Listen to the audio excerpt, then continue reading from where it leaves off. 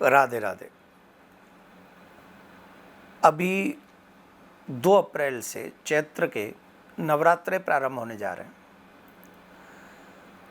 अधिकांश घरों में जो सनातनी हैं उनके घरों में चैत्र के नवरात्रों की पूजा होती है, व्रत किया जाएगा। वैसे प्रत्येक वर्ष 4 बार साल में नवरात्रे आते हैं। एक शारदीय नवरात्रे, एक चैत्र मास के नवरात्रे और 2 होते हैं गुप्त नवरात्रे। जो भी सनातनी है वो इन सब विषयों को जानते हैं।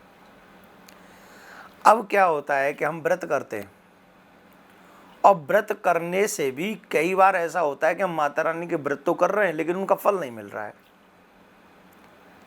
कई लोग जौ बोते हैं, कई लोग अखंड ज्योत जलाते हैं, कई लोग व्रत रखते हैं, एक लौंग से ही व्रत रखते हैं, एक जोड़ा लौंग से।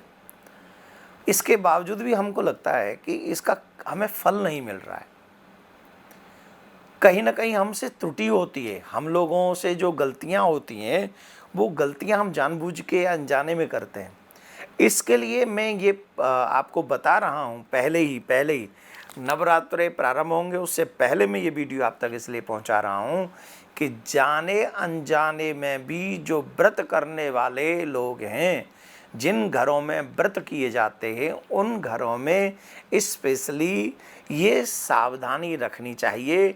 जब हम और आप ये सावधानी रखेंगे तो निश्चित माता रानी के जो व्रत है, क्योंकि माता रानी बड़ी जल्दी प्रसन्न होती है। जैसे आपकी मम्मी आपसे जल्दी प्रसन्न हो जाती है, पापा थोड़े देर से प्रसन्न होते हैं पर मम्मी बड़ी जल्दी प्रसन्न होती है, वैसे ही माता रानी बड़ी शीघ्र प्रसन्न होती हैं। परंतु उन नियमों का कुछ पालन करें। गलती से भी न करें नवरात्रों में ये कार्य, नहीं तो जो फलदायक है वो दुखदायक हो जाता है। समझ रहे हैं ना? आप ऐसे समझो कि जैसे दूध में हम लोग शक्कर डालेंगे तो दूध पीने योग्य हो जाएगा, और दूध में नमक डाल दें तो या नींबू निचोड़ दें तो फिर वो पीने लायक नहीं बचेगा। वैसे ही हम लोग जाने अनजाने में कुछ गलतियां करते हैं। जैसे अब मैं आपको वो बता रहा हूं कि हमको क्या नहीं करना चाहिए। पहले जब नवरात्रि के व्रत आप रखें तो जितने भी जातक और जातिकाएं हैं वो एक बात नोट कर लें, गलती से भी अपने केसों को काटे नहीं। जो पुरुष हैं वो दाढ़ी मूंछ न काटें।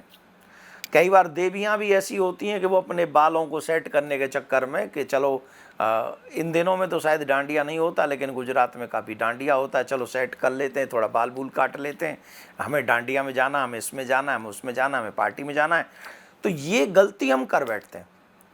तो व्रत करने वालों का एक निश्चित नियम यह है कि जब आप व्रत कर रहे हो, अनुष्ठान में हो, तो अनुष्ठान के समय पर पुरुष जातक दाढ़ी मूंछ नहीं बनाएंगे, केस नहीं काटेंगे, माताएं बहन भी केसों से हाथ नहीं लगाएंगी।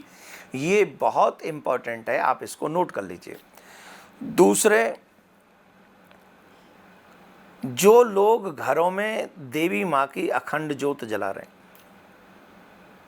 जिनको पता है कि देवी माँ हमारे यहाँ आने वाले हैं, हम उनका पूजन कर रहे हैं, इसके बावजूद अगर घर में प्याज लहसुन आ रहा है, अंडे आ रहे हैं, या घर के कोई मेंबर शराब पी के पड़े हुए, माता रानी प्रसन्न होगी?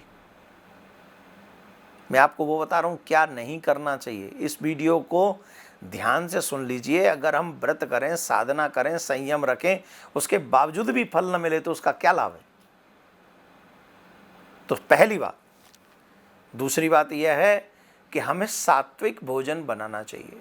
अगर हम व्रत रखेंगे तो व्रत भोजन बनेगा ही नहीं, और भोजन नहीं बनेगा, जो भी बनेगा वो फलाहार इत्यादि जो है वो एक संयमित होना चाहिए। उसमें प्याज लहसुन इत्यादि, या आपके घर की रसोई में भी प्याज लहसुन नहीं होना चाहिए। जिन बर्तनों में आप भोजन बनाने वाले हैं या फलाहार बनाने वाले हैं, देवी माँ को भोग बनाने वाले हैं, वो बड़े शुद्ध होने चाहिए। अगर उनमें पहले कभी प्याज लहसुन वगैरह आ चुकी है तो उनको जरा मल के धो लो, खूब धो रगड़ के। वैसे तो प्रयोग में लाओ नए बर्तन ही, अगर नए बर्तन ना हो तो हम इन्हें ढंग से स्वच्छ करें, उसके बाद ही देवी माँ का इसमें प्रसाद भोग बनाएं। और यहाँ प्याज लहसुन तक नहीं है तो अंडे वंडे की तो बात बेकार हो जाएगी, इसलिए घर से बाहर निकाल दो इन सब बुरी चीज़ों को।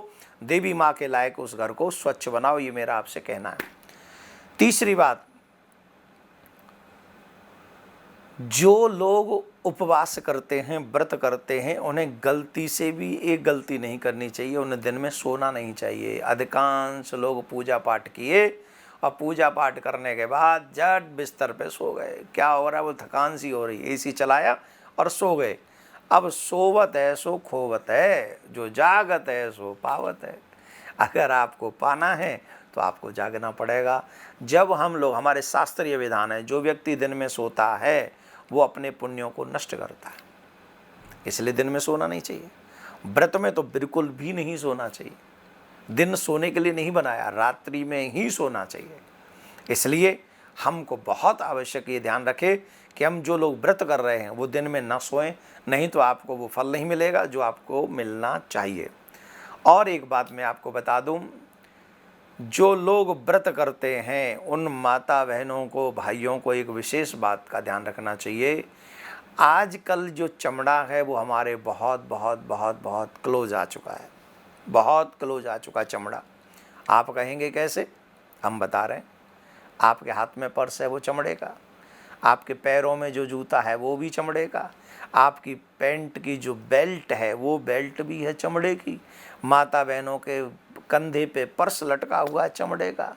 आप चली हैं माता रानी को मनाने, आप ला रही हैं धूप बत्ती, आप ला रहे हैं दीपक, आप ला रहे हैं व्रत का सामान, आप ला रहे हैं ये सब, लेकिन आपके हाथ लग रहे हैं चमड़े से।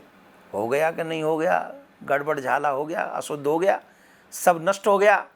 जैसे ही चमड़े की चीज़ को आपने टच किया और उसी वस्तु से, उसी हाथ से आपने पूजा की सामग्री को टच कर लिया, तो आपका सारा पूजा किया कराया नष्ट हो गया। कैसे? चमड़ा बनता किससे, बेल्ट बनते किससे, पर्स बनता किससे, जूते बनते किससे? मरे हुए पशुओं के चमड़े से। तो जब मरे हुए इंसान को ही छू लो तो अशुद्ध हो जाते हो, तो मरे हुए पशु के चमड़े को हम लोग 24 घंटे लाद रहे हैं। तो कम से कम आपका पर्स, आपकी बेल्ट, आपके जूते, आप इन पे सावधानी रखें। कि मैं ये वीडियो शायद लंबा होगा, लेकिन इसलिए बोल रहा हूं कि आपको 9 दिन का फल मिले। इसमें मेरा निज स्वार्थ कुछ भी नहीं है, आपका हित हो। आप जो 9 दिन भूखे बैठे रहेंगे घर में, उसका कोई लाभ नहीं मिला तो क्या लाभ है। इसलिए चमड़ों की किसी चीज़ का प्रयोग नवरात्रों में न करें, ये बहुत ज़रूरी है, आप इसको सीख लें। एक जो महत्वपूर्ण बात है, अब सुनिए, ऐसा आप नहीं करते होंगे, ये चीज़ आपको यहाँ सुनने को मिल रही है, शायद आपको कहीं और सुनने को न मिले, लेकिन अब अगर मिल रही है तो इस वीडियो को पूरा सुनिए और जिन जिन के घरों में व्रत हो रहे हैं उन तक पहुंचा दीजिए। इसलिए पहुंचा दीजिए, कहीं ऐसा ना हो कि वो 9 दिन बेचारे भूखे बैठे रहें, तड़पते रहें, ओम जय अम्बे गौरी करते रहें, और वो जय अम्बे गौरी जय माँ काली करते रहें, और हाथ में वो कह रहे हैं जय माँ काली, और 9 दिन के बाद उनके हाथें खाली, फिर क्या फ़ायदा। इसलिए मेरा निवेदन है, जितने भी आपके रिलेटिव्स, फ्रेंड्स, दूर दूर तक आपके रिश्तेदार हैं जिन्होंने ये वीडियो सुना, वो ज़रूर शेयर कर दें उन लोगों तक जिससे वो भी इसका पालन कर सकें। दूसरा, ये जो मैं महत्वपूर्ण बात बता रहा हूँ, ये शायद आपने कभी नहीं सुनी होगी। पहले दिन जिस स्थान पर बैठकर आपने फलाहार किया है, 9 के 9 दिन जब जब आप फलाहार करेंगे उसी स्थान पर बैठ के करेंगे। इसको कहते हैं साधना। यहाँ कर लिया, वहाँ कर लिया, यहाँ बार बार मुंह झूठा नहीं करना। पहली बात तो एक दिन नियम बना लीजिए कि एक दिन में इतनी बार जल पिएंगे, इतनी बार फलाहार करेंगे। और जल तो चलो कहीं भी आप पी लो, लेकिन फलाहार जो करेंगे आप, वो एक ही जगह पर 9 के 9 दिन बैठकर, उसी जगह पर, उसी स्थान पर बैठकर करेंगे। ये आपकी साधना होगी।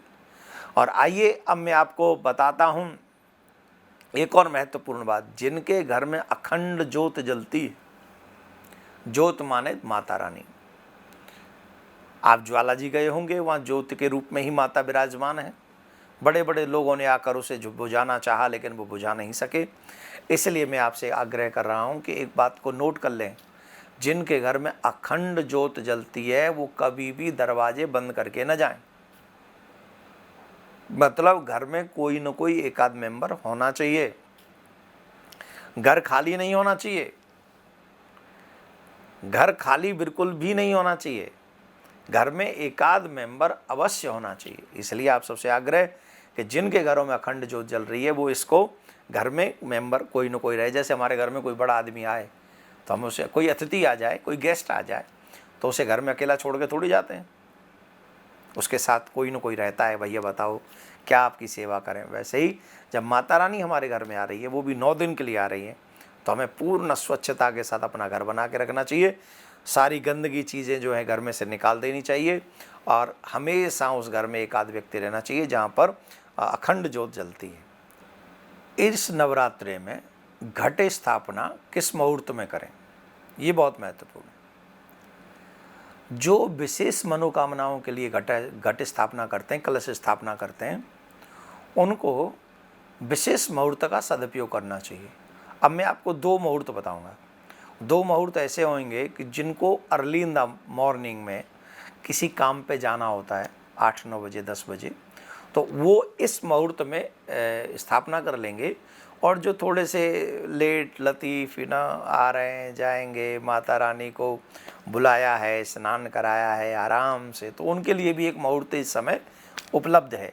तो पहला जो मुहूर्त है कलश स्थापना का वो है 6:22 से लेकर 8:31 तक, सुबह 2 अप्रैल 6:22 से 8:31 तक कुल रहेगा ये मुहूर्त का समय 2 घंटे 9 मिनट का। और दूसरा जो मुहूर्त है वो है अभिजित मुहूर्त, 12:08 से लेके 12:57 तक दोपहर में आप कलश स्थापना कर सकते हैं। तो ये शुभ मुहूर्त है, इस शुभ मुहूर्त में आप कलश स्थापना कर लें। और आप सबसे निवेदन है कि ज़्यादा से ज़्यादा इन नियमों को पालन कीजिए, जिससे आपको, आपके परिवारीजनों को देवी के नवरात्रों के व्रत का पूर्ण फल मिले। माता रानी आप सबकी मनोकामना पूर्ण करे, भगवान आप सबको आनंद में रखें। Happy Navratri all of you. Radhe Radhe.